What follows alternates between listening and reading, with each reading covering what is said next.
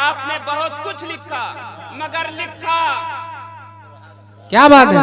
करूं तेरे नाम पे जान फिदा, अल्लाह अल्लाह अल्लाह, वाह वाह। करूं तेरे नाम पे जान फिदा, एक जान क्या दो जहां फिदा, और दो जहां से भी नहीं जी भरा, करूं क्या कि करोड़ों जहां नहीं। है वाह वाह वाह। और आगे लिखते हैं करूं मद अहले दुवल रजा, सुभान अल्लाह सुभान अल्लाह। करूं मद अहले दुवल रजा, पड़े इस बला में मेरी बला, मैं गदा हूं अपने करीम का, मेरा दीन पारे ना नहीं।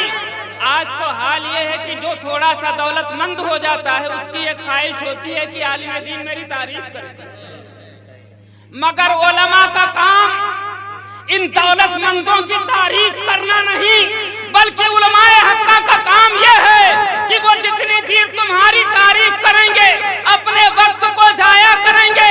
अरे इतनी देर में वो अपनी नबी की तारीफ और तौसीफ करके अगर नबी की रज़ा उन्होंने हासिल कर ली तो जन्नत में उन्होंने अपना ठिकाना और मकाम बना लिया। क्या बात है क्या बात है, वाह बहुत उम्दा वाह। अमल उसी का मकबूल है खुदा की बारगाह में जिसमें इखलास है। बहुत दूर नहीं जाऊंगा, करीब से आपको समझाना चाहता हूँ। इखलास आप देखिए किसे कहते हैं।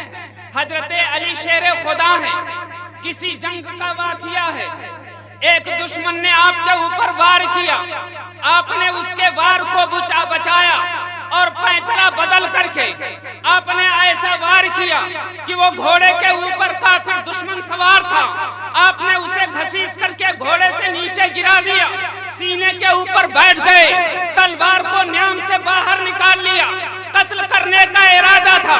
इतने में उस काफिर दुश्मन ने हजरत शेर खुदा के चेहरे के ऊपर थूक दिया। उसका थूकना था कि शेर खुदा उस काफिर दुश्मन के सीने से नीचे उतरते हैं और अपनी तलवार को न्याम के अंदर कर लेते हैं। अल्लाह अल्लाह। हैरत में पड़ गया, कहने लगा कि ऐ शेर खुदा, ऐ अली मुर्तजा, आपने तो मुझे कत्ल करने के लिए तलवार को न्याम से बाहर निकाला, फिर क्या वजह हुई? मैंने तो आपके चेहरे के ऊपर थूका, अब तो आपको देरी नहीं लगाना चाहिए था, बल्कि अब तो फौरन मुझे कत्ल कर देना चाहिए था। हजरत अली शेर खुदा ने फरमाया, नादान, तूने इस्लाम के फलसफे को समझा ही नहीं। अगर तूने इस्लाम के फलसफे को समझ लिया होता तो कतान कुफ्र की तरफ से लड़ने के लिए ना था, बल्कि कलमा पढ़ करके मुसलमान हो जाता। क्या बात है, वाह वाह। कहा हुजूर इसका फलसफा क्या है? कहा सुन, पहले जब मैं तेरे सीने के ऊपर सवार हुआ, तलवार को न्याम से बाहर निकाला, तो महज मेरे दिल में जो इरादे थे वो अल्लाह और उसके रसूल की रज़ा शामिल थी कि तू दुश्मने खुदा है, इसलिए मैं तुझे कत्ल करूंगा। मगर जब तूने मेरे चेहरे के ऊपर थूक दिया तो मुझे कुछ गुस्सा आया। अब जो तेरा कत्ल करना था वो महज सिर्फ खुदा के लिए नहीं, बल्कि आधा तेरा कत्ल खुदा की रज़ा के लिए होता और आधे में मेरा नफ्स शामिल हो जाता। तो मैं नहीं चाहता कि खुदा ला शरीक है, जब उसकी ज़ातो सिफात में कोई शरीक नहीं, तो मैं अपने अमल को उसकी ज़ात में और अपने नफ्स में क्यों शरीक करूं? इसलिए मैंने तुझे छोड़ दिया है, फिर कभी कत्ल करूंगा। वो दुश्मन शेर खुदा के कदमों के अंदर गिरा और कलमा पढ़ करके मुसलमान हुआ। क्या बात है, क्या बात है, वाह वाह।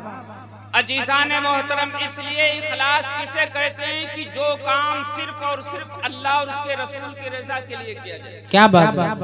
आज यहाँ पर ये इतना बड़ा जलसा है, इसका भी कोई मकसद होगा जी, आपके आने का भी कोई मकसद होगा जी, हमारे और तमाम उलमा जो आएंगे उनके बयान करने का भी मकसद होगा जी।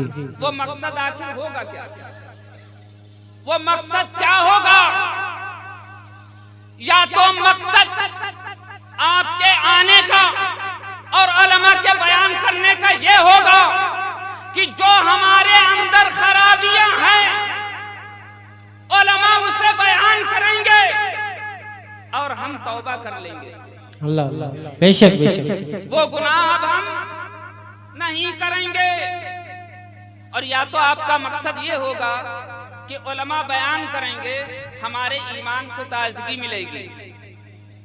और अगर आपका मकसद ये है कि अच्छे नादखा आएंगे, खुतबा और मुकर्रीन आएंगे, उनके उतारो चढ़ाव की हम तकरीर को देखेंगे, उनके बयान को देखेंगे, तो तुम्हारा आना भी बेकार, तुम्हारा आना यहाँ पर बेकार, और इतना पैसा सर्फ करना ये भी बेकार, इसलिए कि इसमें अल्लाह और उसके रसूल की रजा नहीं।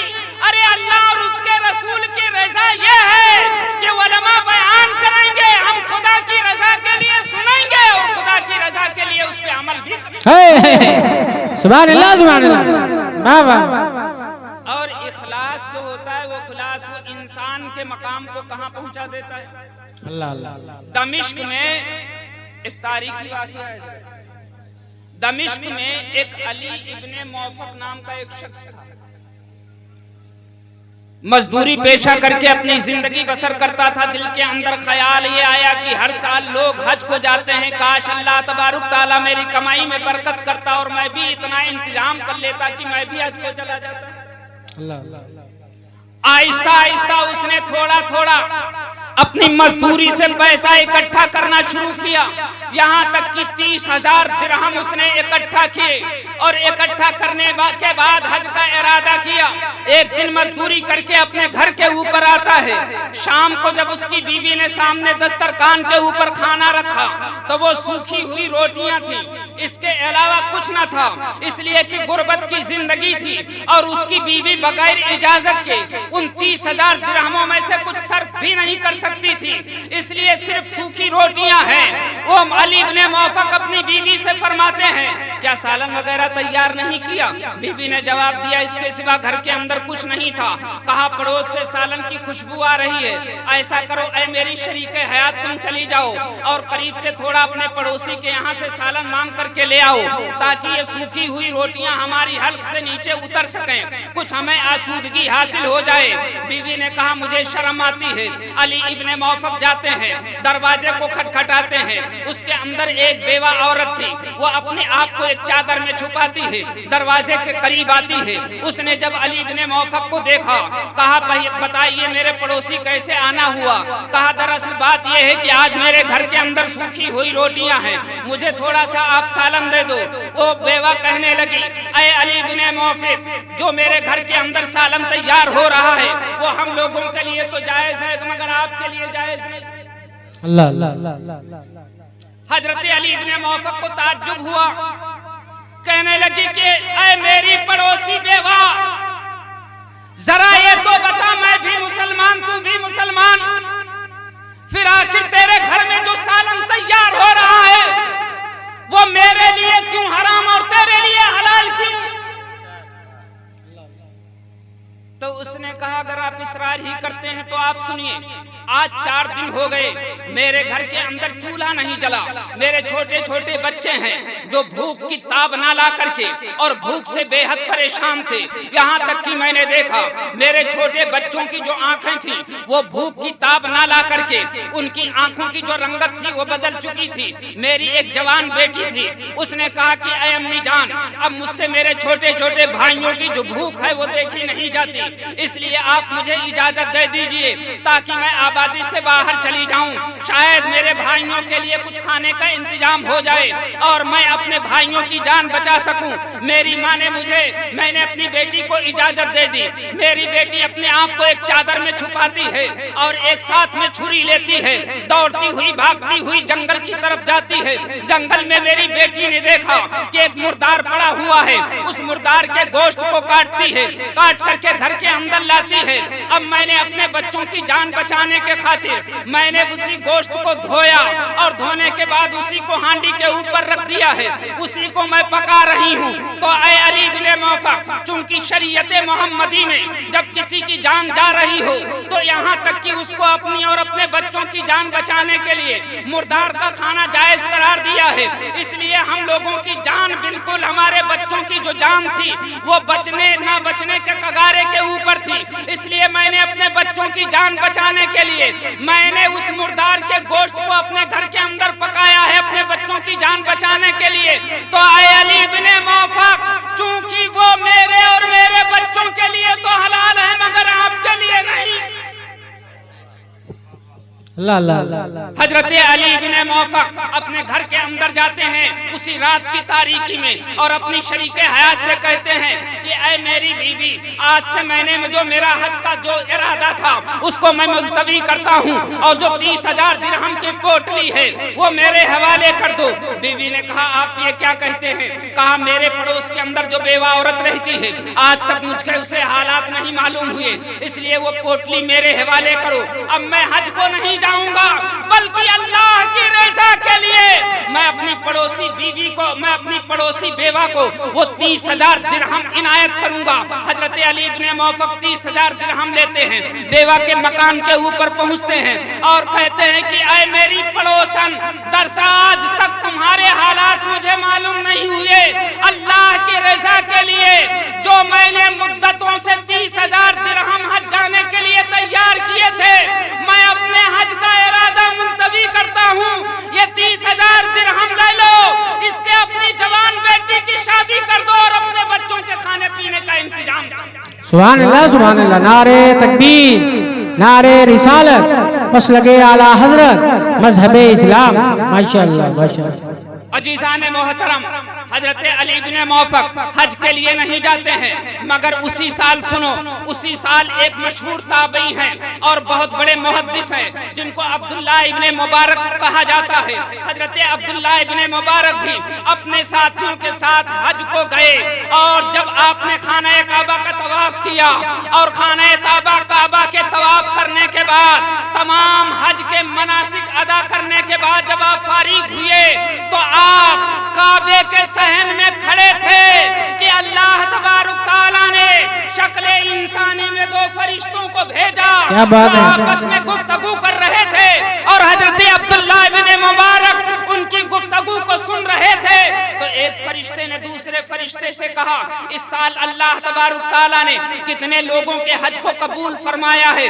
दूसरे फरिश्ते ने जवाब दिया, इस साल अल्लाह तबारक तआला ने किसी के हज को कबूल ना किया था मगर एक ऐसा शख्स है जिसके हज को अल्लाह ने कबूल फरमाया और उसके तवस्सुल से अल्लाह तबारक तआला ने जितने हज करने वाले थे सबके हजों को कबूल कर लिया। क्या बात है, क्या बात।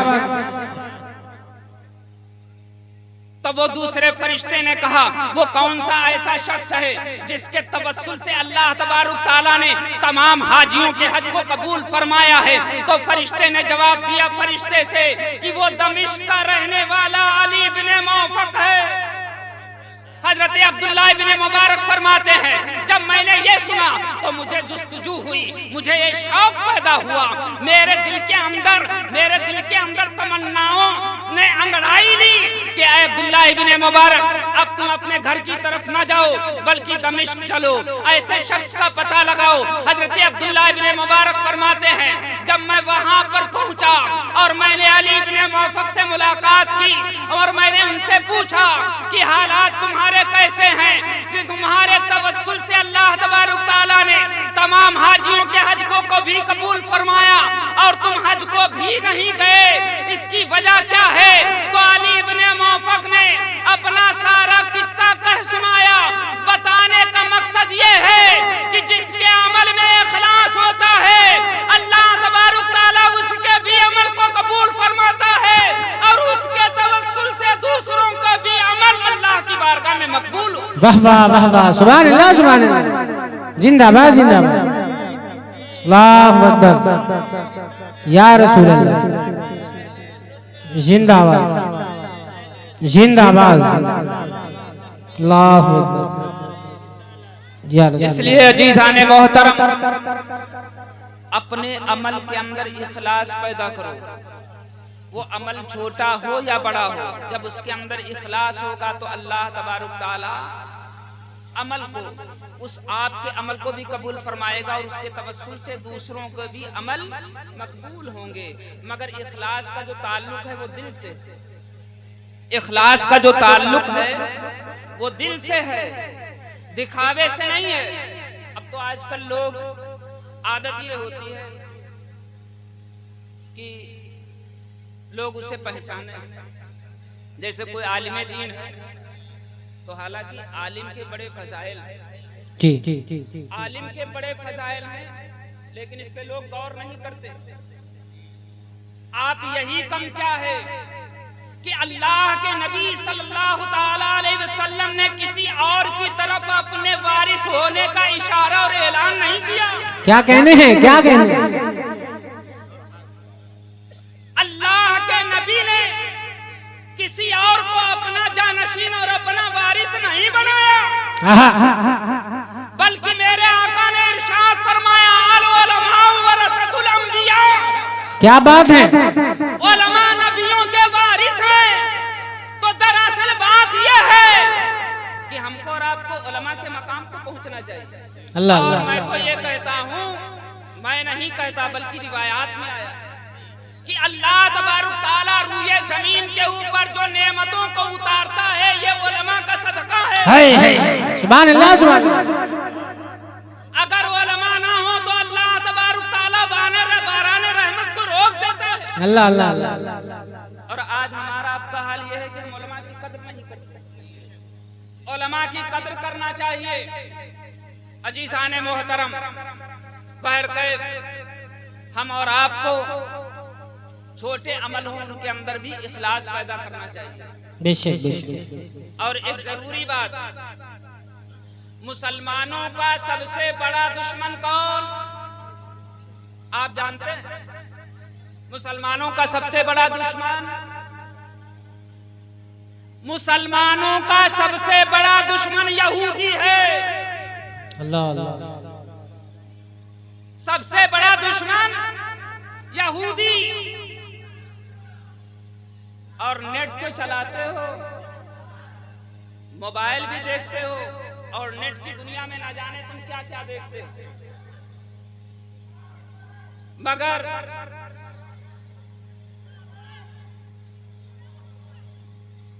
नारे तकबीर, नारे रिसालत, मसलके आला हजरत, फैजाने आला हजरत, पैगामे आला हजरत कॉन्फ्रेंस, खतीबे हिंदुस्तान हजरत अल्लामा मुफ्ती फुरकान मंजरी बरेली शरीफ, शायर हिंदुस्तान जनाब मोहतरम फरहान आलम बलियावी, माशाल्लाह तशरीफ रखें आप।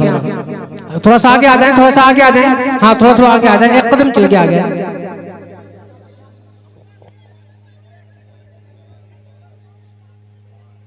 आप हजरत तशरीफ रखें और आप अपने माथे की निगाहों से देख रहे हैं कि रईसुल वाइज़ीन हजरत अल्लामा मुफ्ती फुरकान रजा साहब मंजरी तशरीफ फरमा हो चुके हैं। अभी आप इनका बहुत जल्द बयान आप जहाँ समाअत फरमाएंगे। बैठ जाइए आप अपनी जगह पे।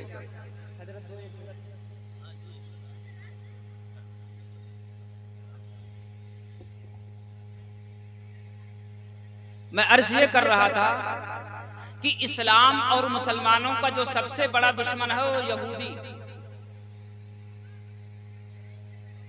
और यहूदियों ने मुसलमानों के साथ में ऐसी साजिश की कि उन्हें कुछ करना भी ना पड़ा और अपना कल्चर मुसलमानों के अंदर फैला दिया।